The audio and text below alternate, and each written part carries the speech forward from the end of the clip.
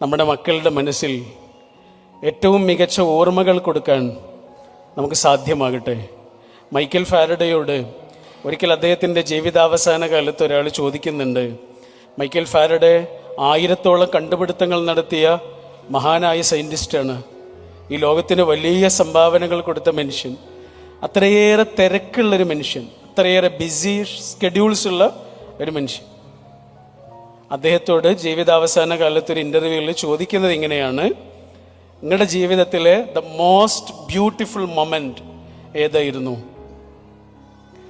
The most beautiful moment ഏതായിരുന്നു എന്ന് Michael ഫാരഡയോടാണ് ചോദിക്കുന്നത്. അദ്ദേഹത്തിന് പറയാൻ എന്തൊക്കെ ഉണ്ടാവും, എത്രയേറെ മൊമെൻറ്റ്സും മെമ്മറീസും ഉള്ള മനുഷ്യനാണ്. പക്ഷെ അദ്ദേഹം പറഞ്ഞത് എന്താണെന്നറിയോ? മൈക്കൽ ഫാരഡെ പറഞ്ഞത് എന്താണെന്നറിയോ? എൻ്റെ സാറയുടെ കൂടെയുള്ള വൈകുന്നേരങ്ങൾ എന്നാണ് പറഞ്ഞത്. എൻ്റെ സാറയുടെ കൂടെയുള്ള വൈകുന്നേരങ്ങൾ. നേടിയ നേട്ടങ്ങളൊക്കെ ഉണ്ട്, കിട്ടിയ വലിയ അനുഭവങ്ങൾ ഓർമ്മകളൊക്കെ ഉണ്ട്. പക്ഷെ അതിൻ്റെയൊക്കെ മുകളിൽ മനുഷ്യൻ. നമ്മുടെ കുട്ടികൾ നമ്മൾ കൊടുക്കുന്ന എല്ലാ സമ്മാനങ്ങളും മറന്നു പോവുകയും നമ്മൾ അവർക്ക് വേണ്ടി ചെലവിട്ട നല്ല നിമിഷങ്ങൾ അവരുടെ മനസ്സിൽ അങ്ങനെ പതിഞ്ഞു നിൽക്കുകയും ചെയ്യും. നമ്മുടെ ഭാരതീയ സങ്കല്പപ്രകാരം വാക്കുകൾ അന്നമാണ് എന്ന് പറയാം. നമ്മൾ കൈകൊണ്ട് ഇങ്ങനെ എടുത്തിട്ട് വായിലൂടെ കഴിക്കുന്നത് മാത്രമല്ല ഫുഡ്, പിന്നെയോ നമ്മൾ കേൾക്കുന്ന വാക്കുകൾ ഫുഡാണ്, നമ്മൾ കാണുന്ന കാഴ്ചകൾ ഫുഡാണ്. നമ്മുടെ മക്കളോട് നമ്മൾ പറയുന്ന ചെറിയ ചെറിയ വാക്കുകൾ പോലും അവരുടെ ഉള്ളിൽ വളരുന്ന വിത്താണ്. ഇപ്പോൾ 5 വയസ്സുള്ളൊരു കുട്ടിക്ക് ഇവിടെ ഈസി ആയിട്ട് തൊടാം, ഇവിടെ ടച്ച് ചെയ്യാം. പക്ഷെ 3 വയസ്സായൊരു കുട്ടിക്ക് ഇവിടെ ടച്ച് ചെയ്യുക എന്നുള്ളത് അത്ര ഈസി ആവില്ല. 3 വയസ്സായ കുട്ടി ഇങ്ങനെ ഇവിടെ ടച്ച് ചെയ്യാൻ വേണ്ടി പരിശ്രമിക്കും, നടക്കില്ല. ആ 3 വയസ്സായ കുട്ടിയോട് നമ്മൾ എന്താ പറയുക? 2 വാക്കുകൾ വേണമെങ്കിൽ പറയാം. ഒന്നെങ്കിൽ പറയാം, നിന്നെ കൊണ്ട് കഴിയില്ല എന്ന് പറയാം, യു കാണ്ട് എന്ന് പറയാം. അതല്ലെങ്കിലോ, ചേട്ടൻ്റെ അത്ര എത്തുമ്പോൾ നിനക്ക് കഴിയും എന്നും പറയാം. ഈ 2 വാക്കും ഈ കുട്ടിയുടെ ഉള്ളിൽ ഒരേപോലെ വിത്തായിട്ട് കിടക്കും, ആ കുട്ടിയുടെ ഫുഡായിട്ട് മാറും. ഒരു വിത്ത് നമ്മുടെ കയ്യിൽ കിട്ടിയാൽ നമ്മൾ എന്താ ചെയ്യുക? അതിങ്ങനെ പ്ലാന്റ് ചെയ്യുന്ന സമയത്ത്, കുഴിച്ചിടുന്ന സമയത്ത് അങ്ങനെ ഒരു പ്രവർത്തനം മാത്രം നടന്നാൽ പോരാ. ആ വിത്ത് വളരണമെന്നുണ്ടെങ്കിൽ, അതിൻ്റെ ഉള്ളിലുള്ളൊരു മരം ഇവിടെ സംഭവിക്കണമെന്നുണ്ടെങ്കിൽ ആ വിത്തിന് ആവശ്യമായൊരു എക്കോസിസ്റ്റം വേണം, അല്ലേ? ആ വിത്ത് വളരാൻ ആവശ്യമായൊരു എക്കോസിസ്റ്റം വേണം. അങ്ങനെ ഒരു എക്കോസിസ്റ്റം ഇല്ലെങ്കിൽ ആ വിത്ത് വളരില്ല. കല്യാണം കഴിക്കണോ വേണ്ടേ എന്ന് ആലോചിച്ചതിലേറെ നമ്മൾ ആലോചിക്കേണ്ടത് ഒരു കുഞ്ഞ് വേണോ വേണ്ടേ എന്നുള്ളതിനെ കുറിച്ചാണ്. കാരണം ഈ വരുന്നത് നമ്മുടെ ജീനാണ്.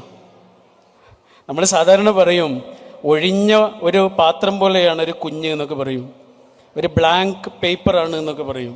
അല്ല, ഒരു കുഞ്ഞും ബ്ലാങ്ക് പേപ്പർ അല്ല. എത്രയോ കണക്കിന് തലമുറകളുടെ ജീനും കൊണ്ടാണ് ഒരു കുഞ്ഞ് ഈ ലോകത്തേക്ക് ജനിക്കുന്നത്. ബ്ലാങ്ക് പേപ്പർ അല്ല, ശൂന്യമായൊരു പേപ്പർ അല്ല. അത്രയേറെ നിറഞ്ഞു വരുന്നൊരു കുഞ്ഞ്, അത്രയേറെ ഇൻ്റലക്ച്വൽ ആയിട്ടുള്ളൊരു കുട്ടിയാണ്, ഒരു ഇൻഡിവിജ്വലാണ് വരുന്നത്, ഇൻഡിവിജ്വലാണ്. ഇന്ന് നമ്മുടെ കുട്ടികളോട് സംസാരിക്കുമ്പോൾ ഒരു ഇൻഡിവിജ്വലിനോട് സംസാരിക്കുന്നത് പോലെ സംസാരിക്കണം, എങ്കിലേ ആ കുട്ടിക്ക് നമ്മുടെ സംസാരം അല്ലെങ്കിൽ നമുക്ക് തമ്മിൽ കമ്മ്യൂണിക്കേറ്റ് ചെയ്യാൻ പറ്റുള്ളൂ. നമ്മൾ സാധാരണ ഒരു കുഞ്ഞിന് ഉമ്മ കൊടുക്കാറുള്ളത് എങ്ങനെയാണ്? ഉമ്മ കൊടുക്കുമ്പോൾ കുഞ്ഞ് ഇങ്ങോട്ട് വരുന്നില്ല, നമ്മൾ അങ്ങോട്ട് പോവുക ചെയ്യുക. നമ്മളിങ്ങനെ കുനിഞ്ഞ് ആ കുഞ്ഞിനോളം താഴ്ന്ന് ആണ് ആ കുട്ടിക്ക് ഉമ്മ കൊടുക്കുക. കുട്ടികളോട് കമ്മ്യൂണിക്കേറ്റ് ചെയ്യുമ്പോഴും ഇങ്ങനെ തന്നെ. ആ കുട്ടിയെ അത്രയേറെ അറിഞ്ഞ് ആ കുട്ടിയോട് കമ്മ്യൂണിക്കേറ്റ് ചെയ്യാൻ ആവശ്യമായൊരു ഗ്രാമർ മനസ്സിലാക്കിയിട്ട് മാത്രമായിരിക്കും കുട്ടികളോട് സംസാരിച്ചാൽ അവരോടുള്ള കമ്മ്യൂണിക്കേഷൻ നടക്കുള്ളൂ. ഇന്നത്തെ കുട്ടികൾ ഇൻഡിവിജ്വലാണ്. പണ്ടത്തെ കുട്ടികൾ വെറും കുട്ടികളായിരുന്നെങ്കിൽ ഇന്നത്തെ കുട്ടികൾ ഇൻഡിവിജ്വലാണ്. അവരോരോ വ്യക്തികളാണ് എല്ലാ അർത്ഥത്തിലും. അവർക്ക് സ്വന്തമായൊരു ഐഡൻറ്റിറ്റി ഉള്ള രീതിയിലാണ് അവരുടെ പെരുമാറ്റങ്ങളുള്ളത്. ആ രീതിയിൽ കുഞ്ഞുങ്ങളെ അറിയുക എന്നുള്ളതും അവർ വളരുന്നത് ശ്രദ്ധിക്കുക എന്നുള്ളതും പാരൻ്റ് എന്ന അർത്ഥത്തിലുള്ള നമ്മുടെ ഒരു ചുമതലയാണ്. ഈ ലോകത്ത് കിട്ടാവുന്ന ഏറ്റവും നല്ല 2 സ്ഥാനങ്ങളുണ്ട്. ഈ ലോകത്ത് കിട്ടാവുന്ന ഏറ്റവും നല്ല 2 സ്ഥാനങ്ങൾ. ഒന്ന്, മറ്റൊരാളുടെ പ്രാർത്ഥനയിൽ നമ്മൾക്കുള്ള സ്ഥാനമാണ്. നമ്മൾ ആവശ്യപ്പെട്ടിട്ടൊന്നുമല്ല. മറ്റൊന്ന്, ഒരു കുഞ്ഞിൻ്റെ മനസ്സിലുള്ള നമ്മൾക്കുള്ള സ്ഥാനമാണ്. നമ്മൾ പറയുന്ന വാക്കിനെ വാല്യൂ ചെയ്യുന്നൊരു കുട്ടി ഈ ലോകത്തുണ്ടെങ്കിൽ അത് ഈ ലോകത്ത് കിട്ടാവുന്ന ഏറ്റവും പ്രഷ്യസായ സ്ഥാനമാണ്. സാധാരണ നമ്മൾ പറയും നമ്മുടെ കുട്ടികൾ വളരുമ്പോൾ ശ്രദ്ധയോടെ വളർത്തണം എന്നാ പറയാ. അങ്ങനെയല്ലേ പറയാ? ശ്രദ്ധയോടെ വളർത്തണം എന്നാ പറയാ. സത്യത്തിൽ അതിനേക്കാൾ നല്ല പദം വളരുന്നത് ശ്രദ്ധിക്കുക എന്നാണ്. ശ്രദ്ധയോടെ വളർത്തുക എന്നുള്ളതിനേക്കാൾ നല്ലത് നമ്മുടെ കുഞ്ഞുങ്ങൾ വളരുന്നത് ശ്രദ്ധിക്കുക എന്നുള്ള. നമ്മൾ സാധാരണ പറയാറുള്ളൊരു വാക്ക് മരം നടുക എന്നാണ്. നമ്മൾ മരമല്ല നടുന്നത്, നമ്മളൊരു ചെടിയാണ് നടുന്നത്. മരം ആരെങ്കിലും നടാറുണ്ടോ? നട്ടു വളർത്താറുണ്ടോ? മരമല്ല നടുന്നത്, നമ്മളൊരു ചെടിയാണ് നടുന്നത്. പിന്നെ അത് മരമായി മാറുക ചെയ്യുന്നത്. നമ്മളൊരു മനുഷ്യനെ വളർത്തുക എന്നല്ല പറയുക, കുട്ടിയെ വളർത്തുക എന്നാ പറയുക. സത്യത്തിൽ ഒരു മനുഷ്യനെയാണ് വളർത്തുന്നത്. ഇന്ന് നമ്മുടെ കുട്ടിയാണ്, പക്ഷേ നാളെ ആരൊക്കെയോ ആകാനിരിക്കുന്ന ഒരു മനുഷ്യനാണ്, ഒരു ഇൻഡിവിജ്വലാണ്. ഒരു ഇൻഡിവിജ്വലിനെയാണ് നമ്മൾ വളർത്തുന്നത്. അപ്പോൾ ശ്രദ്ധയോടെ വളർത്തുക എന്നുള്ളതിനേക്കാൾ നല്ലത് വളരുന്നത് ശ്രദ്ധിക്കുക. വളരെ പേഴ്സണലായൊരു അനുഭവം പറയാം. നമ്മുടെ കൂടെ ജീവിക്കുന്ന ആളുടെ പഠനത്തിൻ്റെ ആവശ്യത്തിന് വേണ്ടിയിട്ട് കുറച്ചു കാലം വയനാട്ടിലായിരുന്നു. 2 വർഷം 2 മാസം. ആ സമയത്ത് നമ്മുടെ മോന് നാട്ടിലുമാണ്. 100 കിലോമീറ്റർ വ്യത്യാസമുണ്ട് നമ്മൾ നിൽക്കുന്ന സ്ഥലവും മോൻ നിൽക്കുന്ന സ്ഥലവും. മോൻ എപ്പോഴും ഒരു ആഗ്രഹം പറയും. അവനന്ന് 9 വയസ്സേ ഉള്ളൂ. അവന് തനിച്ച് KSRTC ബസ്സിൽ ഞങ്ങളുടെ അടുത്തേക്ക് വരണം എന്ന്. അപ്പോൾ നമുക്ക് വലിയ പേടിയായി. മോന് ചെറിയ മോനല്ലേ, ഒറ്റയ്ക്ക് വരാൻ കഴിയില്ലല്ലോ. പക്ഷെ അവൻ്റെ ഗ്രാൻഡ് ഫാദർ ഒരു ധൈര്യം തന്നു. അങ്ങനെ ആ ധൈര്യത്തിൽ നമ്മൾ സമ്മതിച്ചു. മോന് 100 കിലോമീറ്ററാണ് ബസ്സിൽ വരുന്നത്. അവൻ ആ ബസ്സിൽ കയറി ഓരോ സ്റ്റോപ്പ് എത്തുമ്പോഴും നമ്മളെ വിളിക്കുന്നു, സന്തോഷമൊക്കെ പങ്കിടുന്നു. അങ്ങനെ അത്രയും നേരത്തെ യാത്രയ്ക്ക് ശേഷം അവൻ കൽപ്പറ്റയിൽ വന്ന് ബസ് ഇറങ്ങുന്നത് കുറേ ദൂരെ നിന്ന് ഞങ്ങളിങ്ങനെ നോക്കി നിന്നു. അവന് ജീവിതത്തിൽ ഏറ്റവും വലിയൊരു അഭിമാന നിമിഷമാണ്. അങ്ങനെ ആ ബസ്സിലെ ജീവനക്കാരോടൊക്കെ താങ്ക് യു ഒക്കെ പറഞ്ഞിട്ട് അവനിങ്ങനെ ഇറങ്ങി വന്ന് വളരെ അഭിമാനകരമായ നിമിഷം. ഇപ്പോഴും അവൻ ആ ദിവസത്തെക്കുറിച്ച് അഭിമാനത്തോടെയാണ് പറയുക. സത്യത്തിൽ അന്ന് അവൻ അറിയാത്തൊരു കാര്യം സംഭവിച്ചിട്ടുണ്ട്. ഞങ്ങളുടെ നാട്ടിൽ നിന്ന് കൽപ്പറ്റ വരെ ആ KSRTC ബസ് എത്തുന്നത്രയും സമയം ആ ബസ്സിൻ്റെ പിറകിലൊരു ബൈക്ക് യാത്ര ചെയ്തിരുന്നു. ആ ബൈക്കിൽ 63 വയസ്സുള്ള അവൻ്റെ ഗ്രാൻഡ് ഫാദർ ഉണ്ടായിരുന്നു. അവന് ഒരു കാറെടുത്ത് ആ കാറിൽ വയനാട് വരെ വേണമെങ്കിൽ എത്തിക്കാം. അത് ശ്രദ്ധയോടെ വളർത്തലാണ്. എന്നാൽ അവനെ ഒരു ബസ്സിൽ വിട്ടിട്ട് പിറകിൽ ബൈക്കും കൊണ്ടുവരുന്നത് വളരുന്നത് ശ്രദ്ധിക്കലാണ്. അവനെ ജീവിപ്പിക്കുന്ന ഒരാശയമാണ് അത്. ഇതാണ് വ്യത്യാസം. ബൈബിളിലെ ദൈവത്തെ വിളിക്കുന്ന പേര് ഫാദർ എന്നാണ്. അപ്പ, അച്ഛൻ. മലയാളത്തിൽ അതിന് പരിഭാഷ കൊടുത്തത് പിതാവ് എന്നാണ്. ശരിക്കും കൊടുക്കാവുന്ന ഏറ്റവും നല്ല പരിഭാഷ അച്ഛൻ എന്നാണ്. ഞങ്ങളുടെയൊക്കെ നാട്ടിൽ പെട്ടെന്ന് വല്ല മുറിവുണ്ടായി കഴിഞ്ഞാൽ ഓടിച്ചെന്ന് പുരട്ടാവുന്ന ഒരു പച്ചമരുന്നുണ്ട്, ഒരു ചെടിയാണ്. അതിന് ഞങ്ങളുടെ നാട്ടിൽ വിളിക്കുന്ന പേര് അപ്പ എന്നാണ്. നമ്മുടെ മുറിവുകൾക്ക് പെട്ടെന്ന് ഓടിക്കേറാവുന്ന പച്ചമരുന്നിൻ്റെ ഒരു കാടാണ് അച്ഛനും അമ്മയും ഒക്കെ. വായിച്ച ഒരു സംഭവം പറഞ്ഞുകൊണ്ട് വാക്കുകൾ അവസാനിപ്പിക്കുന്നു. മുറിവുകൾ എന്നൊരു പുസ്തകമുണ്ട്. മുറിവുകൾ, സൂര്യ കൃഷ്ണമൂർത്തി എഴുതിയിട്ടുള്ള മനോഹരമായൊരു പുസ്തകമാണ്. അതിലൊരു സംഭവം പറയുന്നുണ്ട്.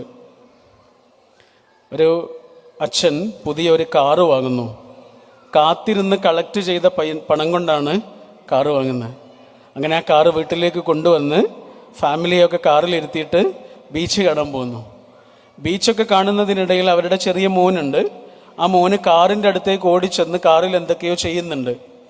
അച്ഛൻ ഓടി വന്നപ്പോൾ കാണുന്നത് ഒരു ഇരുമ്പ് കമ്പ് കൊണ്ട് മോന് കാറിൽ എന്തൊക്കെയോ കുത്തി വരഞ്ഞിട്ടുണ്ട്. അച്ഛന് സഹിക്കാൻ കഴിയുന്ന കാഴ്ചയല്ല അത്.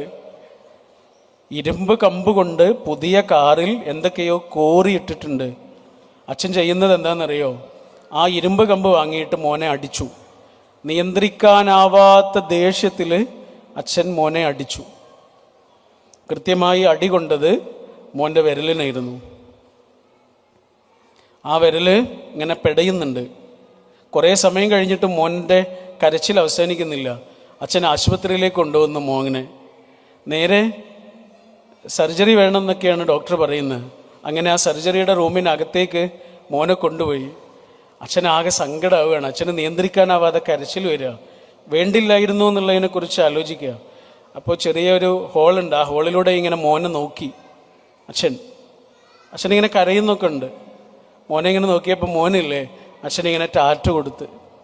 ഇത് അച്ഛന് അതിലേറെ സങ്കടമായി. അച്ഛനിങ്ങനെ പുറത്തേക്ക് ഓടി വന്ന ആ കാറിനടുത്ത് ഇരുന്നിട്ട് മോനിങ്ങനെ കോറിയിട്ട ഭാഗങ്ങളില്ലേ, മോനിങ്ങനെ ഇരുമ്പ് കമ്പ് കൊണ്ടെന്തോ വരച്ചിട്ടുണ്ടല്ലോ, അതിങ്ങനെ തടവി.